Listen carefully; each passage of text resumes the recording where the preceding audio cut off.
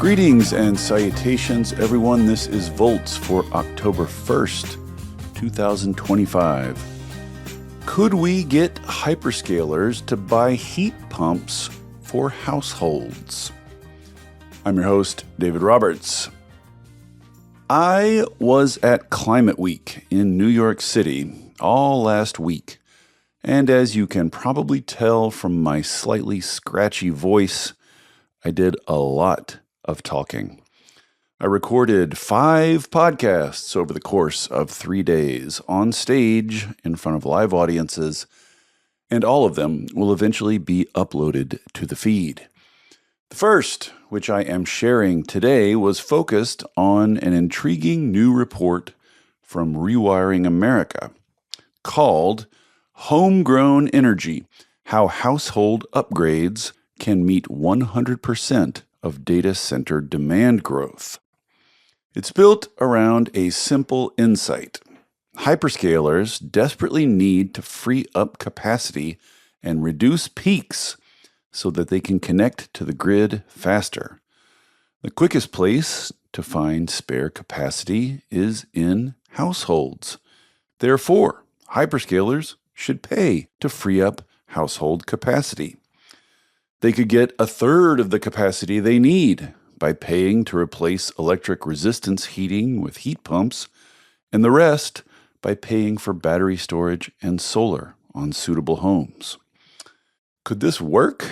To find out, I sat down with Matusiak, head of Rewiring America, and Carla Peterman, who leads PG&E's sustainability efforts. We discussed how the idea might be implemented, the barriers involved, and the need for a new narrative around electricity prices. Enjoy.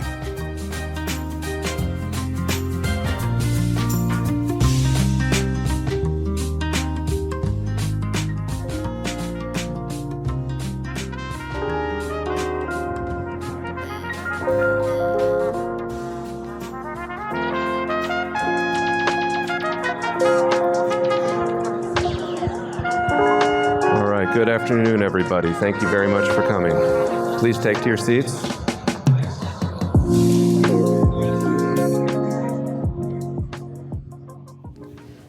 Hey, everybody. Welcome. I'm supposed to tell you we're recording this. There's going to be a little Q&A at the end if we have time, which I think we will. They also wanted me to tell you the reason we're starting late is 100% me. I went to the wrong building and then tried to take a cab over here, and I don't know if you guys have noticed, but it's a little clogged up out there. So I then downloaded the City Bike app in the cab, leapt out of the cab, took my life into my hands, rode across Midtown Manhattan to get here. This is why I had to change backstage. Yeah. Anyway, we're here now, and it's good. So, just a couple of words of introduction. I want to keep my introductory comments very brief, but just a couple of things. One is, I don't normally do this, but I've just been reading the news lately.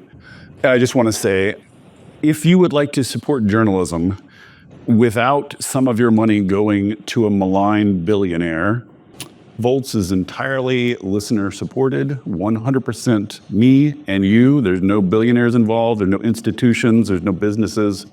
Yeah, please support Volts and things like it, I would say.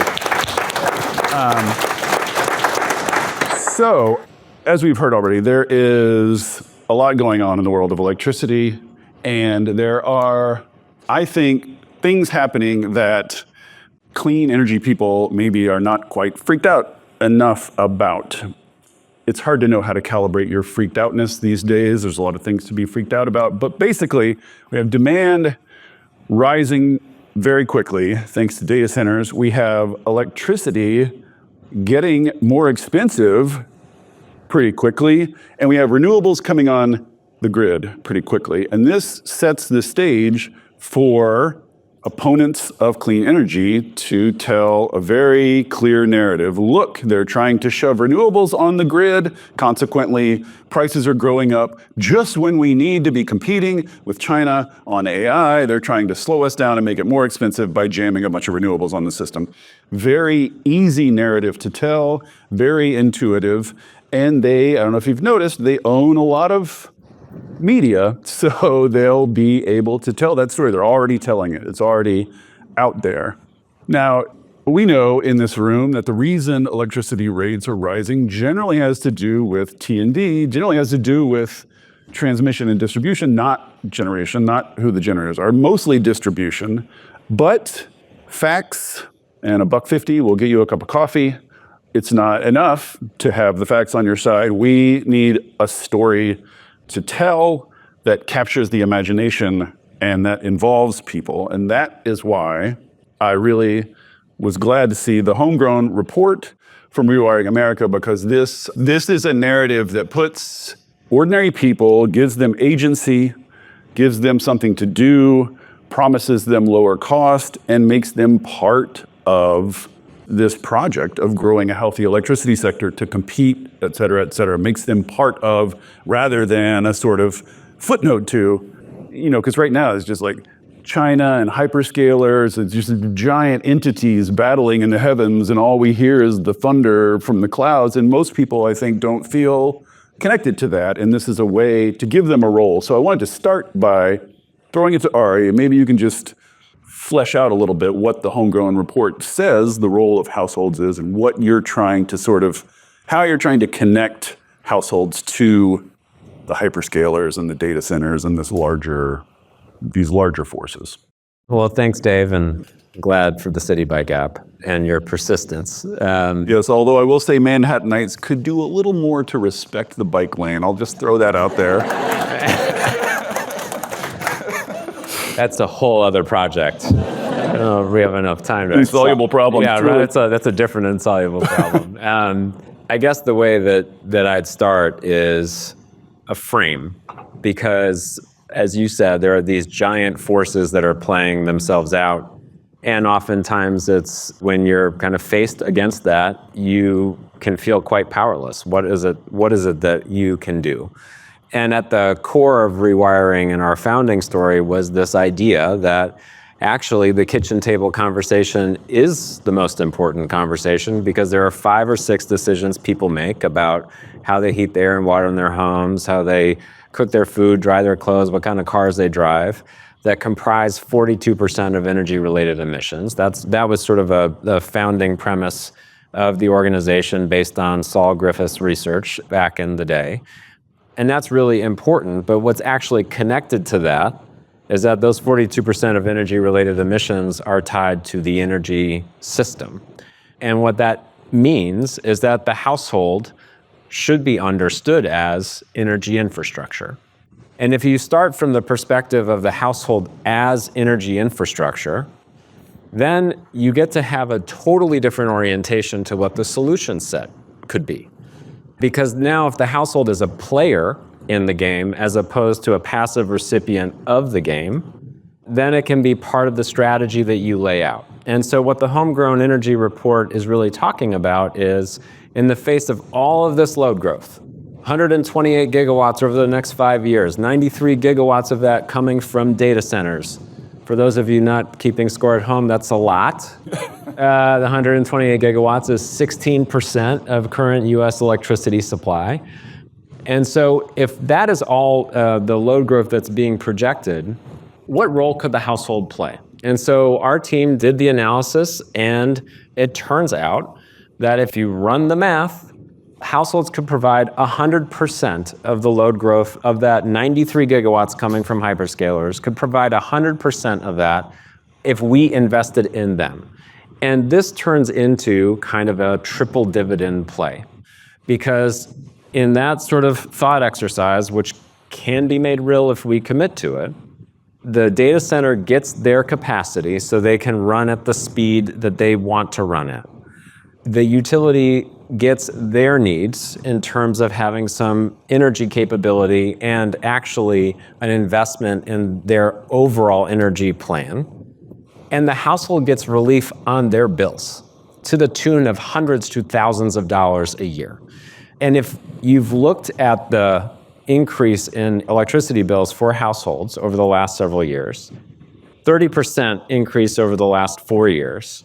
But if you look at the graph for the last several months, it's basically vertical in terms of how much prices are going up.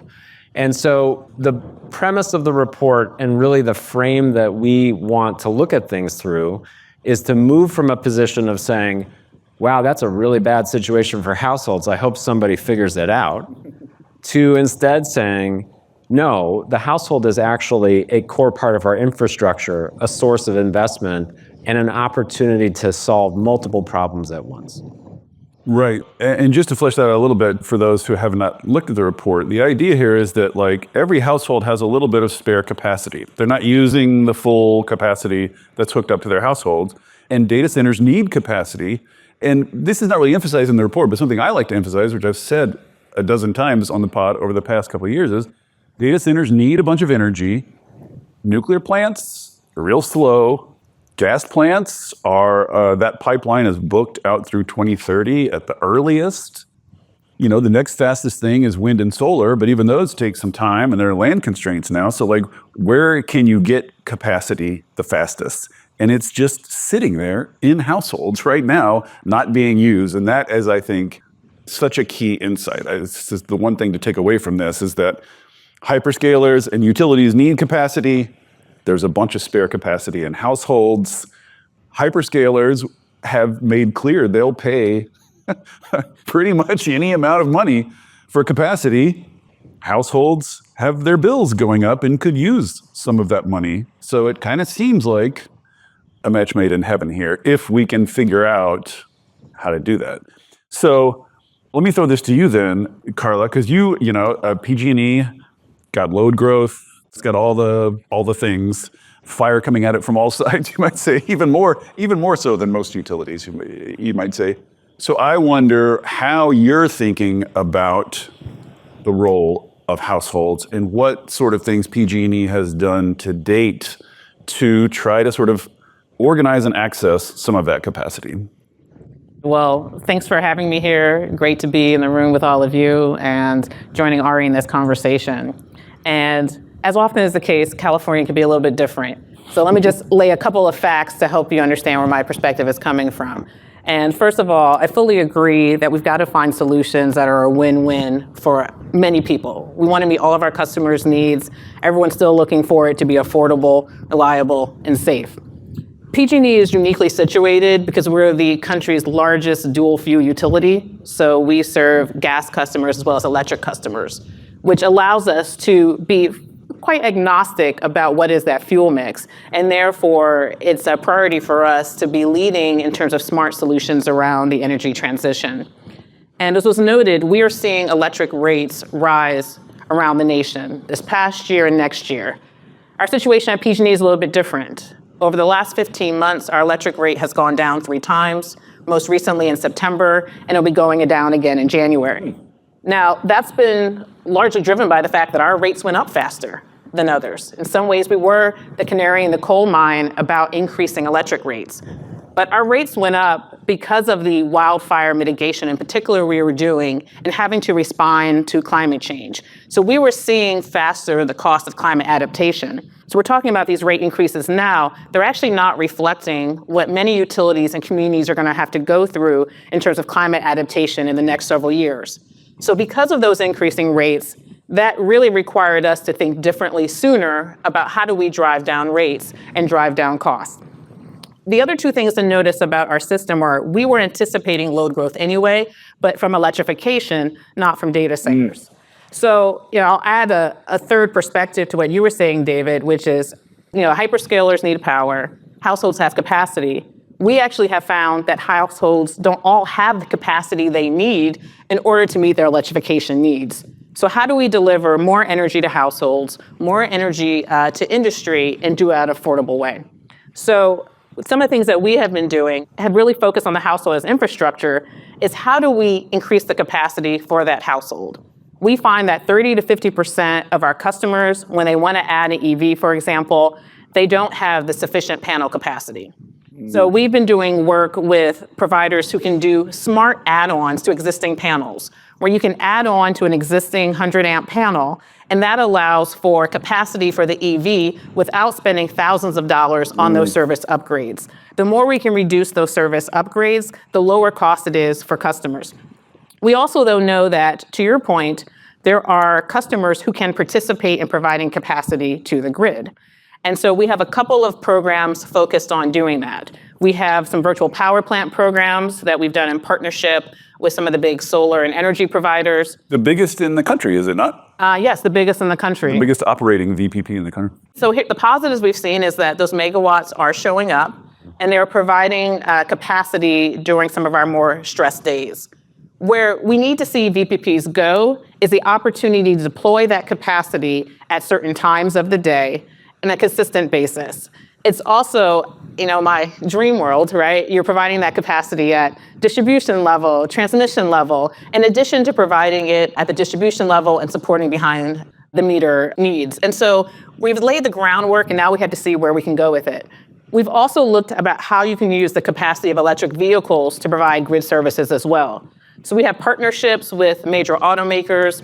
One I'll highlight with General Motors, vehicle to everything we talk about, where we provide an incentive for those who have trucks, and there's a discount on the equipment that allows the vehicle to export to the grid. Again, seeing what that situation looks like. Just a quick follow-up on the VPPs, though. Like, one of the things you hear, there's been a lot of buzz and excitement about VPPs. And one of the things I hear kind of from utility people is like, whoa, you're getting out over your skis here. We need to be confident that they work, right? That you can call on them when you need them and they'll be there. So I'm just curious, like, having had now more experience with operating VPPs than almost any other utility, are they proving out? Like, have you found any? Is it working as advertised? So it's a yes, but it's early on, right? So at the scale we're talking about 25 megawatts. Right. When you're talking about a real crisis on the system, you're thinking about hundreds of megawatts. Right. And so what we still have to be able to prove out is how you do it at scale and how you are ensure that that load is going to, that supply will be there for many years to come. And then doing it at a cost-effective price, right? Ultimately, is it going to be less expensive than the grid alternative? I mean, one thing about our system, also to note, in our service area, our grid is utilized about 45% of the time. So we have capacity at different times of the day. So where we've been focused on is also how do we shift the load in addition to providing it during those peak times. Again, slightly different than some other utilities around the nation where you are seeing capacity constraints now. Right. And the final question about the VPP is, because this whole conversation is really about customers, about individuals and households. Like, one of the interesting things about VPPs to me is just the whole sort of social behavioral aspect. Like, how do people think about it? How is it presented to them? So are you doing any sort of like opinion surveys? Are you hearing from customers? Like, I'm sort of curious, like, what a participant in the VPP thinks about it, or do they think about it at all? Is it just like a box they check and then they forget about it? Well, I'm sure somebody's doing a survey because that would be silly if we didn't. I don't know what they're saying in the surveys, but I'll say that you've touched upon something really important, which is if the customer doesn't want to do it, it's not going to work, which is why we are partnering with companies and groups like Rewiring America that have a really deep community presence, that are trusted partners, that can help us with that customer experience. You talk about customer as infrastructure, we actually have to go acquire that infrastructure. It is not sitting there thinking, oh, today I bought this house so I could serve the grid, right? So there is as we go into look at our, why are we here? Climate Week is to reduce greenhouse gases. Where do we need to go that we haven't gone before? It's really the scale of electric vehicles, the scale of building electrification. The customer is going to be central in terms of us meeting our goals. And so we've got to find many ways for them to not only just participate, but also get value from participation. Yeah, and I really can't emphasize enough the weird little behavioral things. Like, we technocrats think, well, if they get a lot of value out of it, they will like it. But that's people don't behave rationally. So, I think back to O-Power and its smiley faces. Somebody needs to be thinking about these little things that might seem silly to us, but that trigger just the right frame of mind in a customer. And I don't know that anybody's done a lot of work on that yet, but I would love to. If somebody wants to do that, I'd love to hear it. I'll just say one thing, David. With electric vehicles, we know that 80% of customers, when they're buying a vehicle, consider an EV.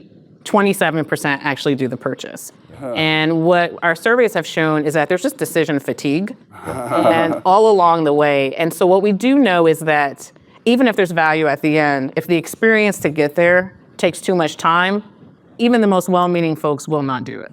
Yeah, I mean, when I think about shifting our mindset from decarbonizing via consumer choice to decarbonizing via infrastructure, households as infrastructure, I just think about taking as many of those decisions as possible off the plate of the consumer, off the, like that gets dodgy if you do too much stuff that they don't know what's going on. You want them to have the information available, but like the fewer buttons they have to push, boxes they have to check, things they have to pull, the better. So Ari, back to you. So this idea, households have capacity, hyperscalers need it, utilities in between can coordinate in the abstract is very intriguing, but let's go down a level and get maybe slightly technical about it. How would that work? Is it the utilities that are coordinating this? Like, if you're going to ask hyperscalers to pay for household capacity, somebody has to measure the capacity, ensure that it's real, value it on a per unit basis, and then get the money from the hyperscalers. So give us a little bit more concrete sense of how you would structure a program like this. Like, what would it look like? Oh, it's not just going to happen on its own. You had a good idea, and you threw it out in the universe, and like... I thought we were done. So I think I want to come back to actually the conversation you and Carla were just having about consumer choice. And the way that we have thought about it is we have to move from this hyper-fragmented sort of environment where effectively the household is a price taker and is also in a position of weakness from understanding the information and what to do. My quip about that is I've never yet met somebody, maybe somebody in this room is the first, who says that they can't wait for the new model of the water heater to come out because they're tototally upgrading. So these are not decisions. Somebody in this room. Somebody Somebody's got their eye on water heater models. We take lots on who we think it is. But these are not the kinds of decisions people sort of face against every day and think about. And so we have to move from a place of these being emergency crisis purchases to being something a program that you are basically enrolling in and being a part of. And the power of that, as it connects to this idea of the hyperscaler, is that once you are sort of part of a group of households that are raising your hands, well, that's also more interesting to the hyperscaler because they're not going to knock on your door and say, have you thought about a heat pump today? That's not how that works. It's not efficient for them. So the way I kind of think this plays out programmatically is whether it's directly through the utility or the utility in partnership with third parties, effectively organizing the program of what the upgrade pathways are. We know, for instance, part of the report identified the 6.5 million households that have old school electric heating. Resistance heating. This is like a bad gig for the household because it's really expensive, it's really inefficient, and if they swapped out to an efficient heat pump, they immediately are taking load off the grid because it's using a lot less electricity, and they're saving a bunch of money on their bills. We can identify all those households. We can take the perspective value of those households and say to the hyperscaler and utility partners, look, if we get all these households assembled, the value of that is X. Most of that X then translates into the subsidy to the household. So you're taking the upfront cost and moving it way down. And then that becomes part of the outreach to get people signed up for that deal. And the power of that is once you move into a model where you are enrolling people in a shared program, is it starts to make the economics work all the way through. For the installer contractor, having a batch of jobs to think about and schedule around is a lot more efficient than doing it one-off. For the OEM, for the manufacturing partners, having an opportunity to be the manufacturer of record for that batch of jobs is exciting to them. And all of that, by the way, helps with your question on MMV, because now you're standardizing the process and you're able to more easily measure and verify what is happening because it's being batched together and done in a systematic way. So the shift sort of operationally, I think, is toward a programmatic strategy as opposed to a put your hands together and hope. And this is the utility running this, basically, coordinating. Or doing so in partnership with a third party that is sort of acting on their behalf. Because I think ultimately, and that's going to depend on the utility and how they think about that. But in the end, of course, the reference point has to come back to the utility, because in the instance of these hyperscalers, they are in conversation with the utilities about how they're going to get the sufficient energy and power that they need to run their shops.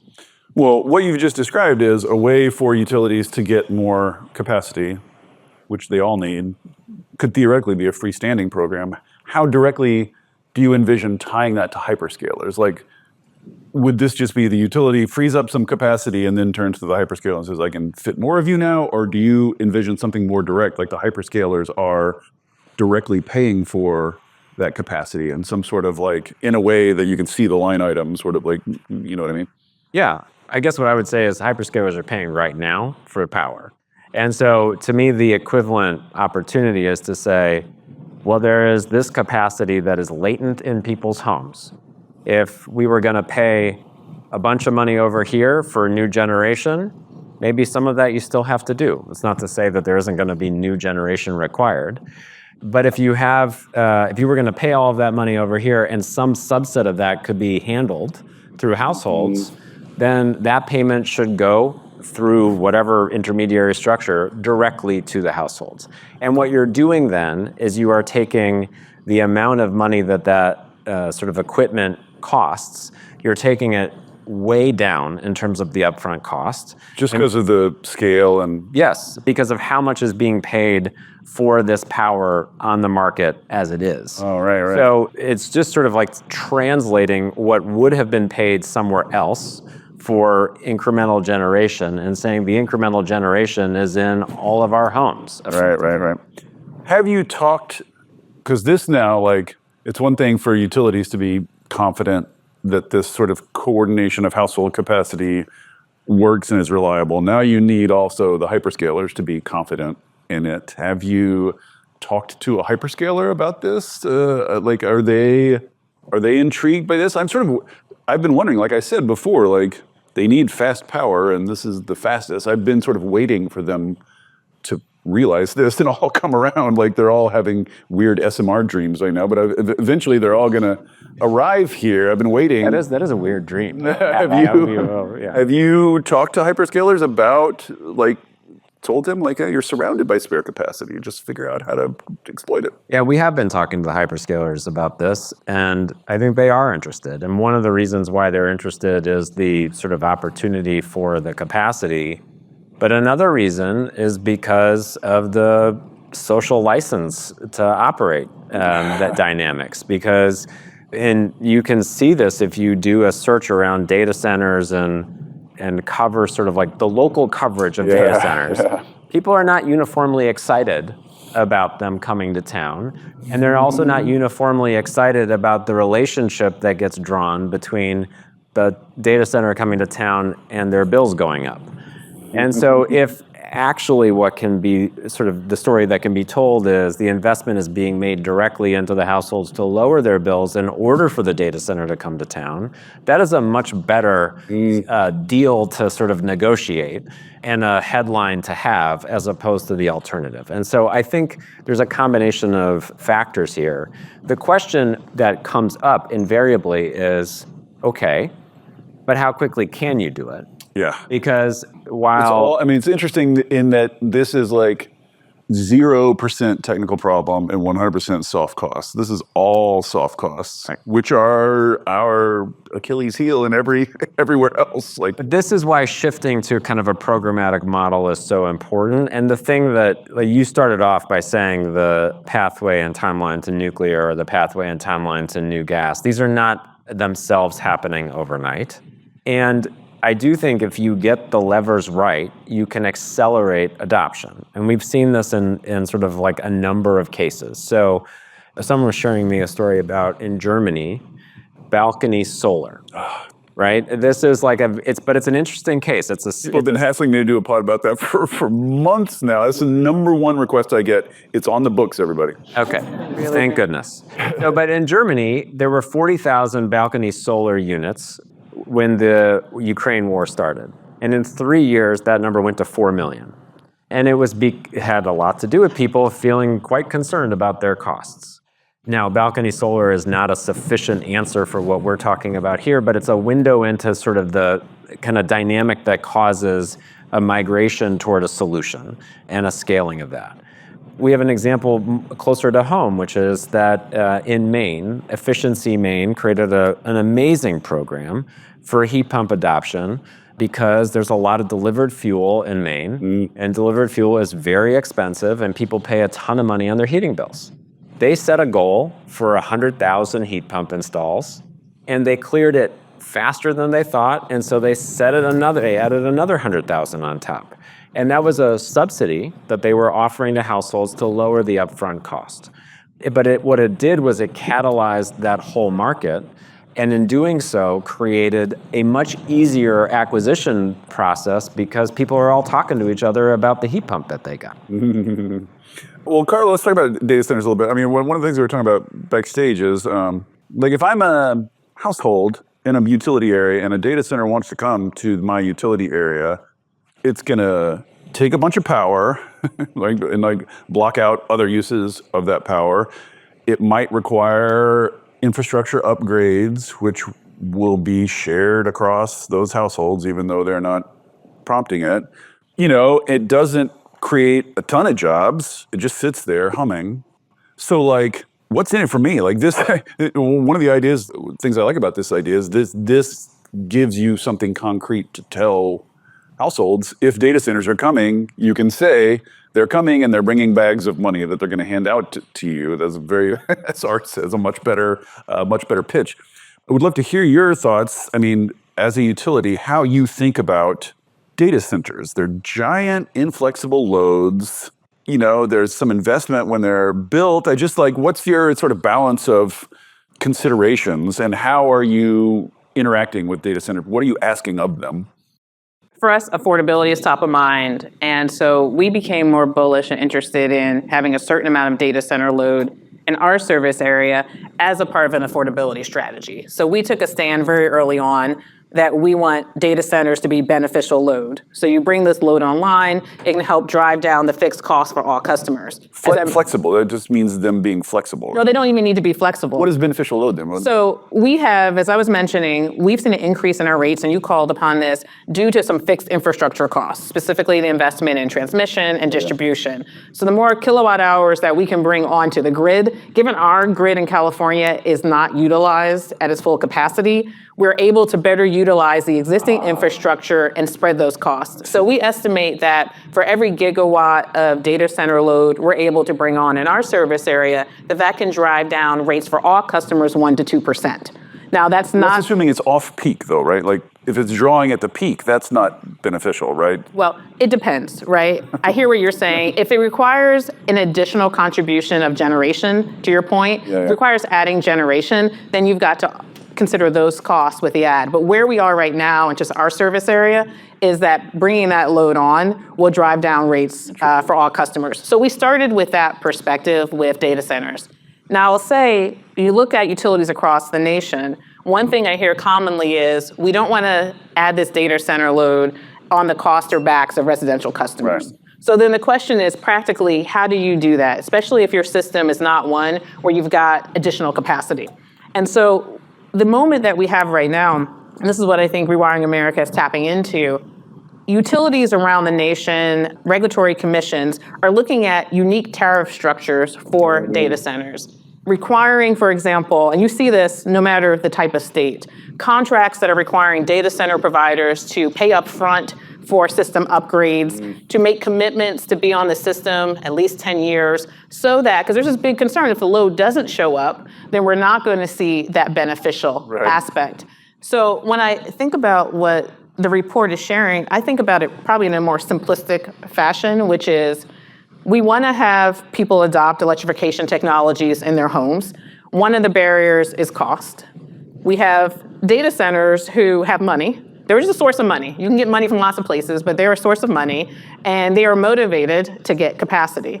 So to the extent you can connect those two together. Right. But we are already, for example, we have existing programs for building electrification, but they could use more money, right? So you could see strategies where you're putting money into existing programs, and it's really a timing issue.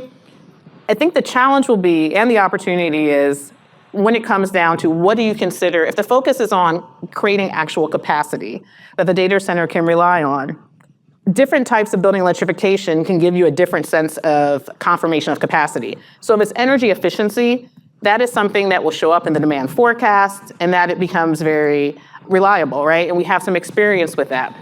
If you're focused on the capacity that, for example, adding batteries and solar, well, that's going to depend on how the household uses it. Are they always self-relying on that solar storage? Or are they using it as an affordability arbitrage, in which case, if they're going to have to access the grid at some point, then that capacity is not firm. So I do think the details matter. And particularly, we have a service area where we have a relatively small portion of inefficient resistance electric heating. Most of our heating is gas. So when you replace that with efficient electric equipment, you're actually not creating capacity on the grid. So I think what's most important is to take these types of models and try them out. Get local, look at what the system needs are. Different solutions are going to work different places, but again, we are in this rare moment where there could be a matching of both skills and interests, and we're seeing data centers willing to have those conversations about one-off unique types of tariff structures in their interest, because speed to power is top of mind for them. Yeah. Have you developed a special tariff for data centers? Like PG&E has one? So we have one that's going through our regulatory review process, and specifically that tariff is focused on having an upfront payment from data centers to be able to pay for interconnection costs and having them sharing in some of the broader socialized costs that our customers face. And we're looking with a lot of attention to the different tariffs that are coming up around the nation.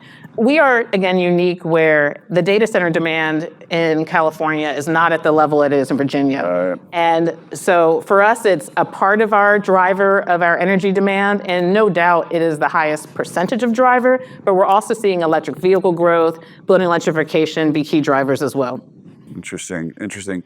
One of the appeals of this program is that it is, financially speaking, sort of self-contained. And I wonder, not to drag unpleasant topics into all this, but Trump recently yanked back a bunch of money that was going to you. Carla, also, this question will be for you too, because I'm sure there are federal programs that you were relying on that we're going to send billions of dollars to the state that will now not be doing so. So, Ari, starting with you, I wonder if this is part of the motivation for this, trying to figure out things that don't require new infusions of money, basically? Like, is this part of what's informing your thinking about what can we do? Where can we find money if we're not going to get the money we thought we were going to get? Hey there, everybody. Don't worry, I'm not going to tell you about a new mattress or push a credit card on you. This isn't an ad.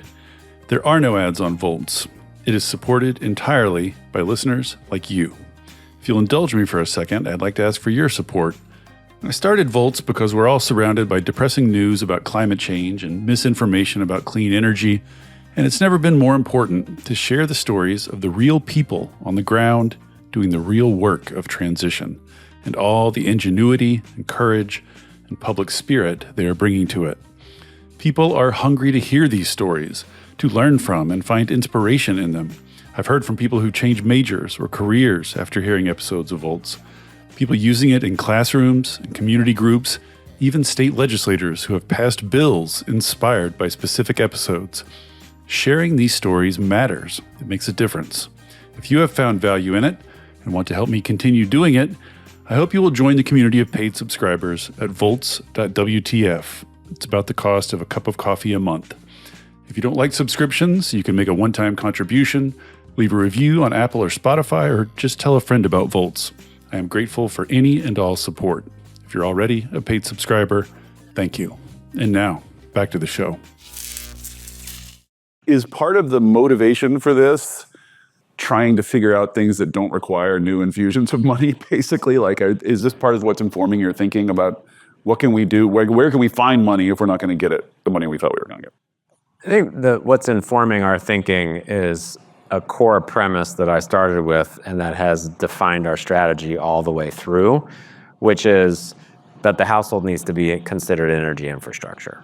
And so there are multiple potential payers for that infrastructure. Right. It can be paid through policy signal, which was, of course, at the core of what the Inflation Reduction Act was. It can be paid through market actors who have sort of a speed to power interest. And it can be paid through sort of local, regional political dynamics or policy dynamics that are wending their way through. And I think from my perspective, what is critically important is that we hold this idea of the household as energy infrastructure at the center of our orientation to how we solve the problem. And as soon as you do that, then you frankly create a different kind of conversation with these various market players or other policy players that I think is more durable. Because part of the dynamic in Washington is the political whipsaw, which is not unique to this moment. It's just exacerbated by the whipsaw before, which is a political whipsaw about what we do about climate and what commitments we make and how we hold our investments. We kind of go through this cycle. There's a term called the solar coaster that everybody in the solar industry knows because it was, when is the investment tax credit going to go away? And is it going to be continued or is it going to go up or down or whatever? And that was totally a political dynamic based on sort of the expiring window of the ITC. And so, unfortunately, the risk in Washington is that you end up in this whipsawing dynamic, which is not helpful to meeting the moment from a climate perspective, and it's not helpful to giving market certainty to all the players.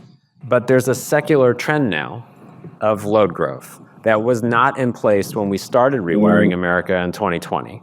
That secular trend is not going away. And that secular trend creates an opening for solving the problem in a more durable way that, frankly, lasts beyond sort of a policy signal because it's what is right from a kind of market activation perspective. So that's kind of how we're approaching it and how we think about it.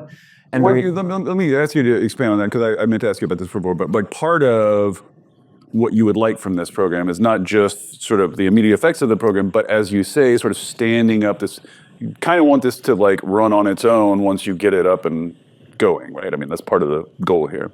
Yeah, there's the sort of like the classic flywheel effect dynamic, right? Once something gets going, it goes faster. And there are examples of this around the world, but the reality is that there is a mental shift that is really what we're arguing for, where the household has forever been seen kind of as the passive consumer, and therefore kind of in this like, oh, we don't talk about that. We're over here, creating solutions on the supply side or thinking about other pathways. And I think the work that is happening at PG&E and that's happening around the country is suggesting, no, we have an opportunity to shift the household to being sort of a solution. And again, when that happens, that becomes a durable locus of investment that can crowd in capital from a variety of different actors because it's always there. And the more it's proven out, the more households are going to be around raising their hands saying, you know what, actually, I heard about that program and I would like to participate. And so it gets us out of this like kind of scarcity loop where it's like, oh, did we get the grant funding this year or did it get appropriated in the legislature? Oh, it didn't? Oh, that's so sad. Now we can't do that anymore. That's not how you think about infrastructure. No kidding. Carla, it's the same question to you. Like, I wonder if PG&E has sort of formally started thinking about how can we be less exposed to this whipsaw? Like how, you know what I mean? And just like, how much money are you losing? How big of an impact is all this having on you? So first of all, I think Ari really explained it well. And for us, our North Star is how do we decarbonize at the lowest societal cost while maintaining all the other things you're supposed to with an energy system, safe, reliable, et cetera.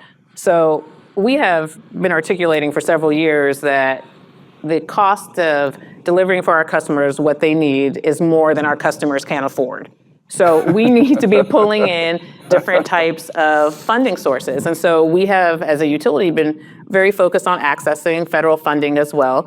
And we know that the reduction in some federal funds is hitting some of the partners that we work with, and then also just outside of energy, hitting the households that we work with for their dollars are being stretched for a variety of reasons, which is why it's ever the more important to make sure that our solutions work ultimately at scale without subsidy, right? So again, you hit upon it, David. We said there's a lot of soft costs.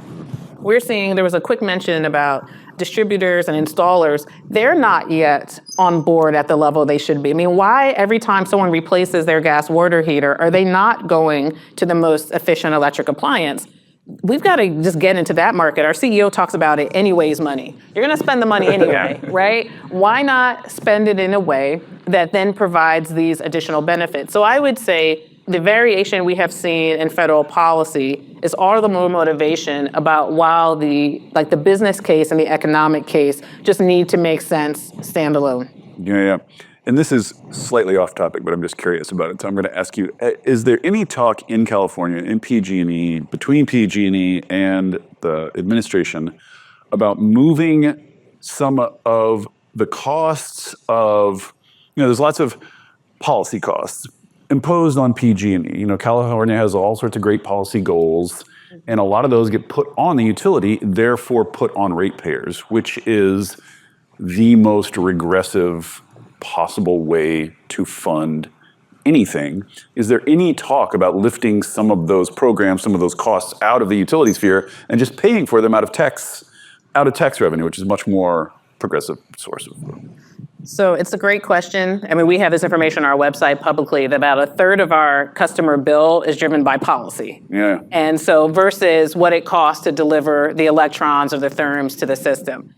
And so it's something that we and others have advocated before. There are certain costs that are in the bill that really are a social safety net and appropriate for being paid for by taxpayer money. I say, for example, we subsidize food for Californians, not on the groceries bill, but through statewide programs. But yet we use the electricity bill as a way to pay for these programs. There has been conversations around that. In fact, there was some legislation that was passed this year that initially included taking some of the public purpose programs and even things like vegetation management, which provides societal support. Like fire prevention. Right. Everybody benefits from. Right, exactly. A significant amount of our bill is driven by fire prevention. Of putting that to be paid for by taxpayers. I will say that part of the legislation ultimately was not successful, and I'll call it for a couple reasons, which brings us full circle. One, those who depend on those programs have said you cannot rely on taxpayer funding, right? There are cycles that taxpayer funding goes through. Sometimes we are in a surplus. California currently has to be in a deficit. So the perspective is, well, you can rely that if it is in the electricity bill, that funding will be constantly available. I will tell you folks, we're hitting the limit of that capacity, right? And so I think it is incumbent of us to be able to show how other solutions can work, like how business model solutions can work, or you're less reliant on taxpayer funding because that just becomes less that folks can count on over the years. Yeah, I mean, to say full circle, I just think we should all get absolutely comfortable with treating these hyperscalers like cash cows. They need us, they need the grid. They have money coming out of their wazoos. They're wasting billions of dollars on stupid crap all the time. We should be hoovering some of that money out of them and using it for social purposes. And I don't think we should have any apology about it. One more minute before I want to throw the questions, but maybe Ari, project your mind out 5 or 10 years. What would success look like if this caught on? If the flywheel got spinning, what could we see in 5 or 10 years? Well, I think first, from a posture perspective, the what do we do first mentality would start with the household. So where's $1 going? Household. Where's $5 going? Household. Where's $50 going? Household. And then what else is there? Oh, okay, well, we can do that too. But I think that's sort of like a recommitment to the social compact that centers people and families and their communities as the locus of investment. That's one sort of orientation point. But the second thing is 5 to 10 years, if the flywheel is going, I mentioned the 6.5 million households that have electric resistance heating, they'd all have heat pumps. All the inefficient air conditioning systems, heat pumps. The battery storage and an opportunity for a scalable pathway for rooftop solar that works in the handshake with utilities would become kind of normalized so that the screaming deal dynamic is a thing that people are sitting around their kitchen tables talking about not being able to wait for, as opposed to like doubting or not knowing about. And by the way, I think that's a possible pathway for us because of the convergence of these forces, and it's one we should be leaning into and not afraid of. All right.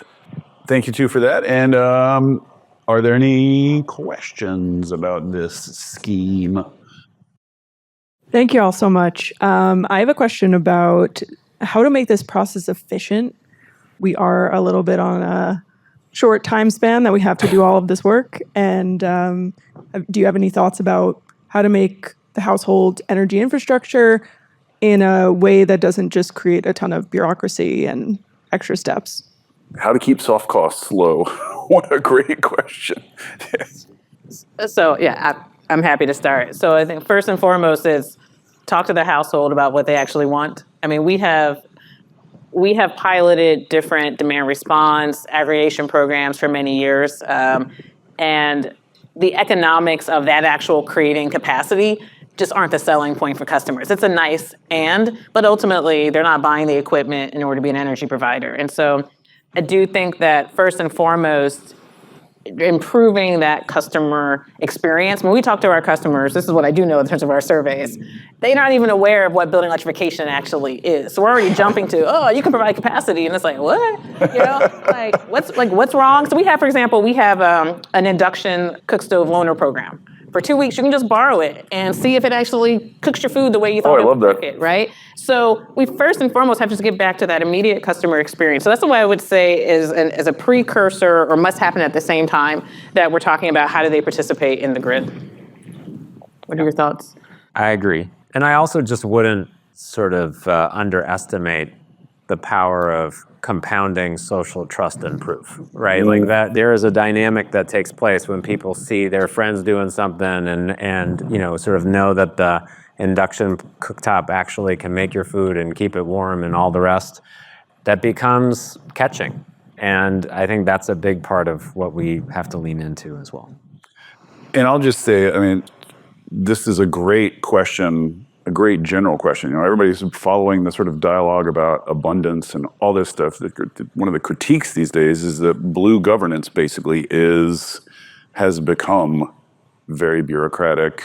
Everything bagel, everybody's trying to add their bits to every program. It ends up being slow. It ends up not working. Like the reason, there's, to make Saul's point for the gazillionth time, like rooftop solar in Australia costs almost nothing, and it's like 3 to 5 times the cost here, and almost all of that's entirely soft costs, almost all like customer acquisition and very basic stuff that like the wealthiest, most advanced society in history ought to be able to solve these kind of problems. So like the question of how, I mean, it would be nice to go into something like this with that top of mind rather than once again trying to revise or fix things or respond to complaints, like just the general subject of governing more effectively, I think is super, super important.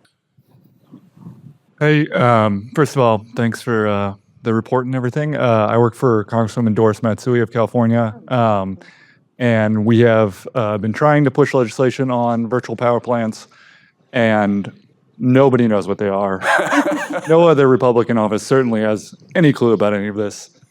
Some of these solutions are designed deliberately to sort of avoid the political process, But I'm just curious, like, your thoughts on kind of like bridging the divide between industry knowledge and sort of like the lack of knowledge in the political system about some of these solutions.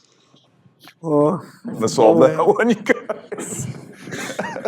I can't say that we have yet cracked the nut on people understanding what we were talking about. I think it goes back. I think, Ari, you were touching upon this, which is creating the right sense of urgency that something needs to be solved, right? And taking something like a VPP program and just extracting it to the highest level, which is you care about people. People say too expensive. This makes it cheaper, you know? I mean, and then there becomes a trust factor. I will say, I think one of the things that I've observed over time is there's a lot of implementation details, and how do you trust the utility in partnership with providers to deliver on the overall outcome? I've seen policy over time get very much into the operations, and when you get policy dictating operational details, then that becomes challenging. And then that trust deficit, we own our role in that trust deficit, and it gets even to how different industries have kind of squabbled over some of the weedy details, and we've lost the fact that we actually are super aligned, right? I mean, utilities are aligned with wanting to decarbonize. I know we are. We know the companies that we work with, that we get into EM&V debates about, their lines. We're missing the overall objective. So I think that these last 8 or 9 months have shown that when there is a political will, there is a way. And I think as industry, we've got to come forward with some more simplified solutions. But I think you've touched upon something which is interesting, which is the things we're talking about are not as easy to understand as build a power plant, produce energy. And so, but how do we make it sound that simple? Yeah. Perhaps a complimentary Volts subscription for your constituents. That is a good question. And I often get that question too about the households. Like, they don't know what any of this means either. And I more and more am trying to take this infrastructure thing seriously. And if you take it seriously, then they don't need to know, right? They just don't need to know. You need to figure out ways to do this stuff at scale, and that can't possibly be by educating and then persuading each of these households one at a time. So there's that too. The one other thing I would say about the education thing is I feel like we get lost in these details because we don't have big background narratives that are catchy, that are sticky, that people can reference against. And one of those, I think, which I think has real power, is the abundance thing, which is the best we can do with fossil fuels is continue growing slowly while we befoul our nest and ruin the earth for all future generations. If you want to desalinate oceans or to go to Mars or to just grow California's population and GDP by 2x or 3x, if you want human flourishing on a big scale, you can't do that with fossil fuels. You just can't. We have to figure out how to harness and share the sun's energy if we want a bright future. And all of these are steps to that. And I just feel like that shouldn't be like a legislative aide's job to tell that story. We should all be, you know what I mean? We should all be, there should be media about it. There should be popular media. We need some big catchy narratives in the background. And I feel like we have costs on our side. We have the future on our side. All the facts are on our side, and they just have a bunch of big bloated incumbents. So it feels like it ought to be winnable. Anyway, I'm distracted. You had a question. Thanks for a great conversation. I had sort of a related question. I'm going to just pose it a little bit differently and see if we can tweak that a little bit. I think, Ari, what you're talking about is a really profound shift in our relationship with our utility. We mostly today have an energy relationship with our utility. I think about how much am I going to get paid, or how much am I going to pay on my bill, or by how much can I reduce it? And Carla, I think PG&E has thought, and Patty has talked a lot about this customer relationship in the energy transition, but capacity is a very different relationship than energy. Capacity is a very different concept than energy. And I wonder, as we move to maybe customer capacity as something that gets transacted, how does that change how PG&E might interact with its customers? what sort of expectations would it have vis-a-vis its customers, and who's responsible for the delivery of that capacity? Is it Rewiring America?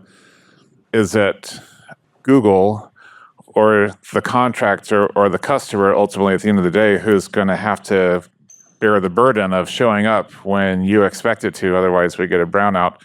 Just be curious to hear a little bit how you might be thinking about that challenge. Sure. So my short answer is yes. So what we think about as the role of the utility, it is as like the ultimate optimizer. We don't need to be the ones who are necessarily procuring that capacity. And that's not been to date how it's been. I mean, we do, for example, for our generation and supply, most of that is done through public purchase agreements with developers. And so there's a lot of things that we as a utility are having to optimize for. So I would say we don't have a particular view that we need to be directly in that mix. What becomes complicated, as you said, it's not just your utility, it's also what your grid operator is. And so if you're in a wholesale market, that brings in a whole different set of things with independent system operators that have to be managed. So I go back to, first and foremost, what does it mean for the household to participate in capacity? It means they have an equipment in their house that allows them to do so. So I think until we can actually be a different story if people had this equipment, they had EVs, they had electric appliances, but they were choosing not to participate in a program. We haven't even gotten past the first step where they actually get the equipment. So when we think about our relationship with the customer, it is around that point. And particularly, as I mentioned, what we have found is sometimes the delays that happen are because they need service upgrades. They're trying to get things from their utility. So we've really invested in guides, in personal relationship managers where people can reach out and talk to someone and understand what's happening. Like, I would like the opportunity to connect this equipment to be faster than any other experience you have with the utility. So that's what we are focused on. And then the next question becomes, then how do you get that customer ready to participate in the market? However, I think if they trust us, then adding on this won't actually be a leap. It's the fact that they haven't bought into the infrastructure itself that is the immediate challenge. Thal? Kai Sorger for Rewiring America. To your point on abundance, David, I'm building a jet boat right now, an electric jet boat with a Jet boat? jet boat. It's like a jet ski, but for two people. As one does. As one does. 50 kilowatt hour battery. It's going to have a 16 kilowatt capacity to support the grid, and I'm trading it on the wholesale market and earning about $1,600 a year. So that was a statement about abundance, but to turn it into a question, how do I connect that under NEM 3? Oh, God. We got 2 minutes left, and you just dropped NEM on the... I'm going to take the better part of valor here and not try to discuss the NEM program. The way to get paid for capacity right now, there's this enormous fight over rooftop solar and how people get paid for capacity. And that's a very vicious fight. And I think, well, maybe, do you have anything to say on how that's going to be restructured and whether it's going to be broadened for other kind of capacity and whether, you know what I mean, like how you're thinking about that problem, whatever you can say in 30 seconds. So I'll say, on the broader point, how we charge for electricity is going to matter if we want people to electrify.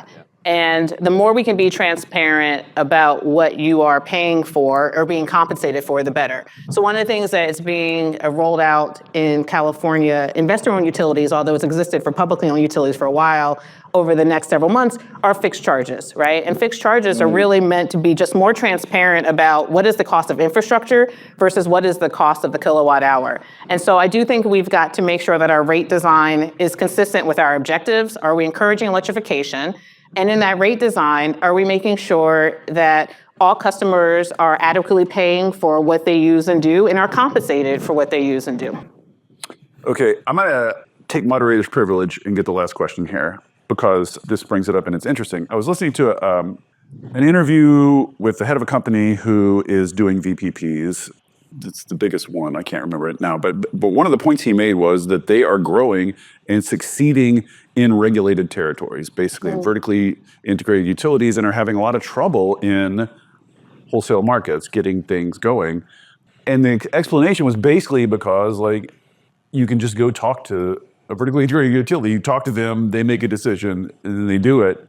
So I wonder, on this program specifically, this sort of connecting capacity with hyperscalers, are you far enough down the road that you started talking to utilities? And I wonder if that mirrors your experience or your expectations, like which kind of territory this might catch on and take off in. I do think you need a very strong utility partner to make these programs really scale. And there are a variety of types of that, right? There are the large scale players like a PG&E who are, contemplating really complex questions about managing a transition over time because, as Carla said, they're the largest dual fuel utility in the country. That's a very different question than what a municipal electric only or a co-op sort of utility has to face. So the flavor of the, kind of the solution and the way in which it gets rolled out depends on the partners in the place.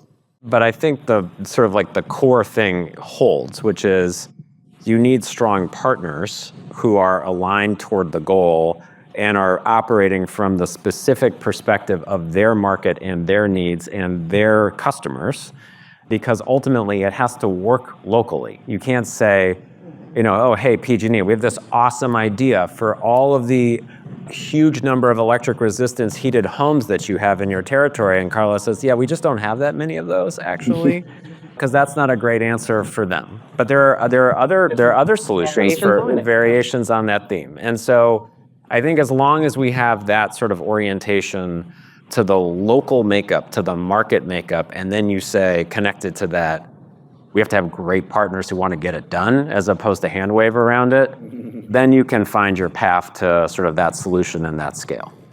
Got it. All right. Thank you, everyone. Thanks, Ari. Thanks, Carla. Really appreciate it. This is a very fascinating idea. I hope it takes off. I hope people think about it, talk about it. Thanks, everybody.